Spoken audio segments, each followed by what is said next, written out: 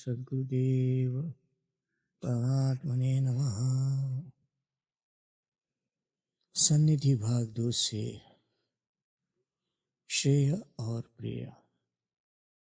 गुरुदेव कहते हैं, बुद्धि, मन तथा इंद्रियों के द्वारा सत्य व शुभ का ही अनुसरण सदैव करना, भगवत प्राप्ति की दीर्घ व ऊंची दृष्टि रखना, संकुचित, क्षुद्र व छोटी दृष्टि तथा वृत्ति को मिटाने का निश्चय करना, उत्तम श्रेष्ठ इच्छा रखना, अधम तुच्छ इच्छा का उन्मूलन करना, सतत स्मरण में रखना कि जीवन का श्रेष्ठ पुरुषार्थ वही है जिसके द्वारा त्रिविध दुखों की अत्यंत निवृत्ति हो जावे।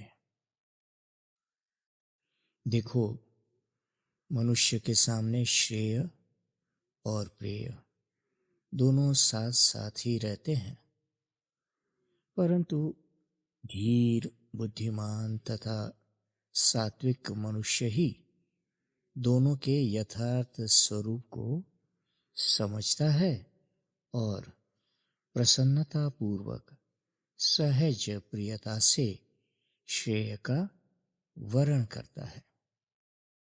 प्रेय का सर्वथा त्याग नहीं करने का है, परंतु प्रेय को श्रेय के ढांचे में ढालने का है।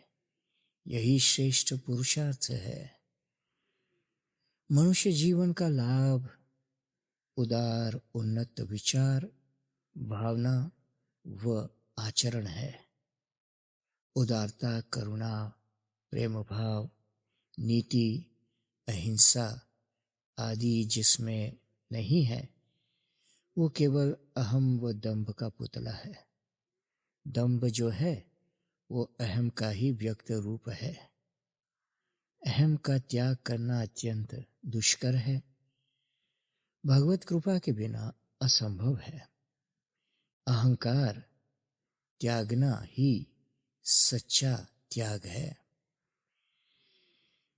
तिमिर गयो रवि देखी कै, कुमति गई गुरु ज्ञान, सुमति गई पर लोभ ते, भक्ति गई अभिमान।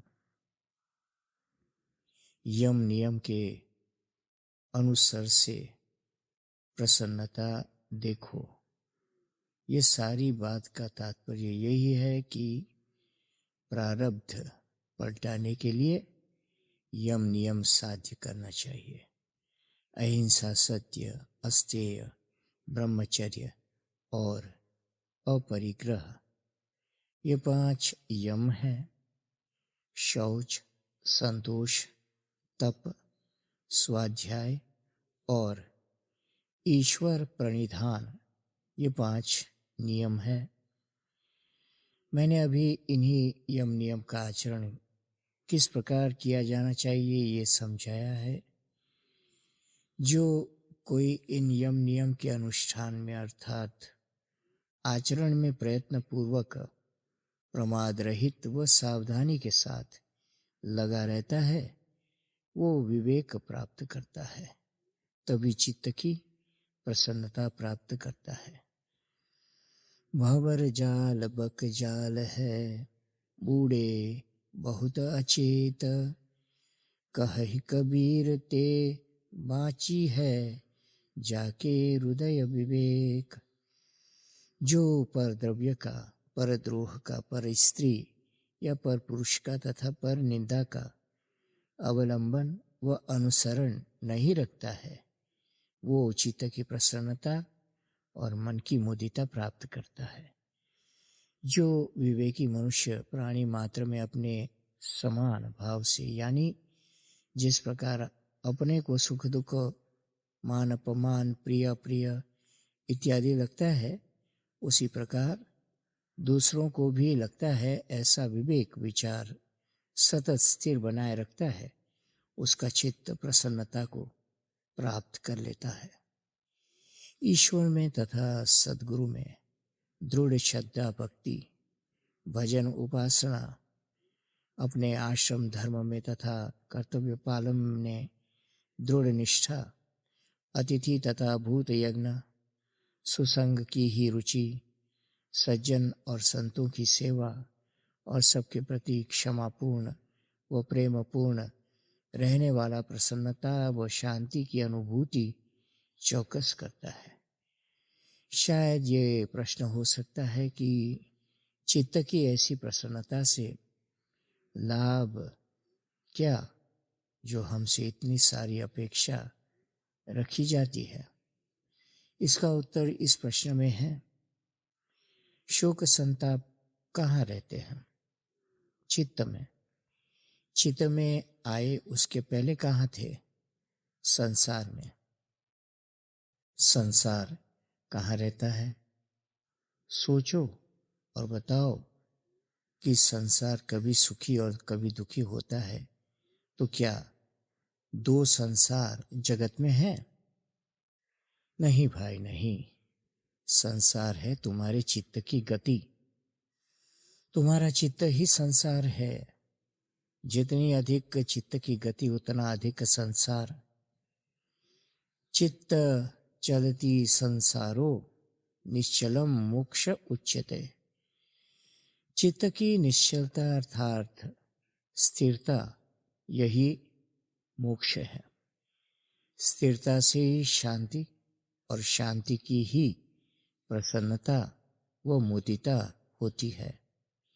इसलिए ऐसी प्रसन्नता के बिना हम बंधन के स्वरूप को तथा परम तत्व के स्वरूप को जान नहीं पाते हैं। मन एव मनुष्याणाम कारणम बंध मोक्षयोः। शीतल बचन उचारिये अहम आनिए नाही। तेरा प्यार तू ही में, दुश्मन भी तुझ माही। मन एव ही संकल्पो मन एव ही जीवकः। मन एव ही चित्तम च मनो अहंकार एव च। सर्व रोग पर सद्विचार ही रामबाण औषधि है। सुख दुख की वृत्ति चंचल है। आज जिसमें मन ने सुख माना है वही कल उसी मन को दुख रूप हो जाता है। ये अनुभव सबका है।